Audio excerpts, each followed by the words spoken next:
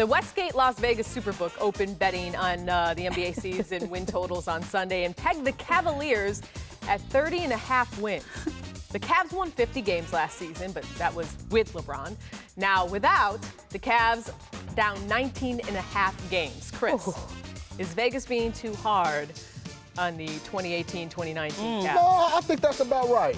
About 20-so games in the Eastern Conference. No, I think they got that head on. Now, there's some other ones we'll talk about later on the show that I think, we can dissect and debate about. But this right here, no, I think that's about right. Now. Exactly. It's tough for me to say easier, but the East is perceived to be weaker now. You were fine with the first way you said it. Easier. The East is least okay. It's easy. It's going to have an easier road for them, but they weren't that good last year. Like, they didn't have the greatest regular season. No. So it's kind of like the bar is not as high as it probably could have been. It could have been more than that. This may be the team they roll with all season, unlike last year. Yeah. Mm-hmm. I don't know. I mean, I don't know what I'm saying. That's how good LeBron James is. Like, yeah. When people forget, Kevin Love was out for most of the second half of the season. He had that injury for a long period of time. So when they finally got back on their roll, that was just all LeBron carrying them, especially after those trades. Like, it took a minute. Kevin Love had to get worked back in right at the end of the season. But this team, don't have anybody carrying him right now. They don't. What about the belief in Kevin Love? Are we knocking that a little bit? Belief in Kevin Love that he can do what, Cass? I'm just saying, the man's an all-star. He is. Okay. He'll make it again next year, barring health. But what are you saying as far as the team-wise, Cass? What do you saying? All I'm saying, I'm just stating the facts. Okay, so if he is what's at the center of the Cavs right now, I don't know what I'm saying. What I'm saying is they got some other pieces. I'm just trolling, Cass. Look, I think being that they're in the East, they can make a run for a playoff spot there. It depends on that rookie, how fast he develops, that point guard they got. But look, come on now. I mean, they need more. They need more. Yeah. Well, they got some more. The Cavs finalizing a trade to acquire Sam Dekker. I said they need more, Cass. Many sources told ESPN's Adrian Wojnarowski the two sides are working out the parameters of the exchange, which could include cash or future considerations. Ramona, Sam Dekker, a good fit for these Cavs? Yeah, I like it because he's a guy who can shoot the ball well and he plays hard. And there was no room for him in LA. They still have too many players for their roster right now. So there's probably even more moves that the Clippers have to make before the season starts. But I think this is good. He's going to play a lot, and when he was healthy, he had a decent year last year. Do you have any thoughts on this, Haynes? Yes. This in no way or shape or form changes the odds of the Cavs. I would just say that. I was both trying to be kind. I'll just say that. Okay, that's fine.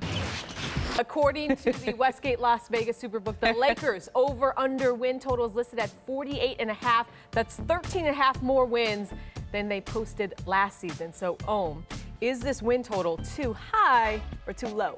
I think it's right where it should be. Now, you guys are about to clown me for saying this, but I've been really into 90 Day Fiancé lately, the reality show where people from here fall in love with somebody from overseas, and then they have to bring them over here and then spend 90 days to get to know each other before they decide to get married. And there's a whole bunch of drama. That's true love right there, right? So my question is, what will the Lakers be like after 90 days? Will they survive the first 90 days?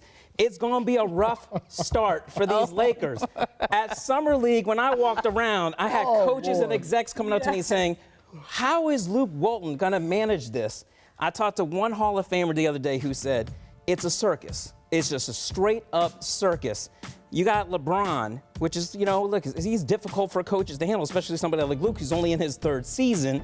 Now you add Rondo, Lance, Beasley, KCP, Lonzo, Kuzma, JaVale. How is this all going to mix? And so I think they're going to be at least 10 games better than last year. You could have said all of that on without mentioning that reality. I know, I'm talking like, you're really indulging in your kept your dignity intact without mentioning that. Can I defend my guy? It is August. It is the NBA offseason, and that is what we do in the offseason, is we binge watch stupid reality shows. I'm binge watching Power right now. I don't know about no. Okay, back to the dang Lakers. Okay, listen. Yes. Let me tell you a little something about Vegas. It's very close to Los Angeles. Okay? They put that right there because they want bets from Laker fans.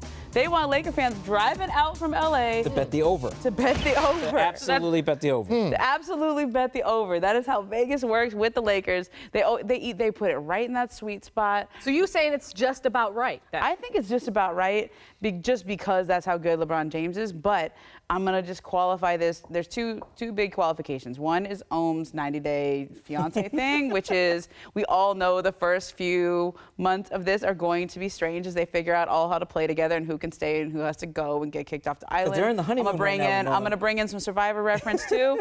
But like that's every time you put a new team together, it's gonna be like that, especially now with all the eyes on LA because of it's LeBron. But also because the West is so good. Like, who else is going to drop off in the West? Everybody else in the West, you look at that list that the Mavericks look like they got better. The Grizzlies look like they get better.